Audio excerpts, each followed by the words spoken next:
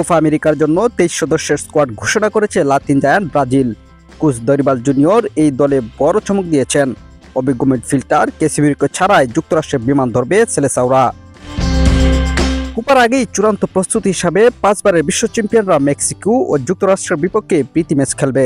আগামী 20 জুন থেকে 14 জুলাই পর্যন্ত চলবে এবারের কোপার আসর। কেবল ক্যাসিমিরোই নয়, কোপার জন্য ঘোষিত ব্রাজিলের স্কোয়াডে নিয়ে Richarlison, Gabriel Jesus, Matheus Cunha ও নেইমারদের মতো তারকা ফুটবলাররাও।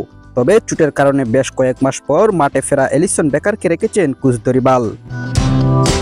এদিকে এখন পর্যন্ত ব্রাজিলে যা স্মৃতি অভিষেক না হওয়া দুজনকে প্রথমবারের মতো ডেকেছে ব্রাজিল।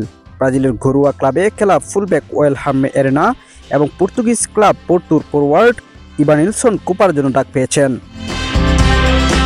কোপার আগে 8 জুন মেক্সিকো এবং 12 জুন যুক্তরাষ্ট্রের বিপক্ষে প্রীতি ম্যাচ খেলবে ব্রাজিল। ম্যাচ দুটি কোপার জন্য চূড়ান্ত প্রস্তুতির সুযোগ হিসেবে দেখছে দরিবালের দলটি।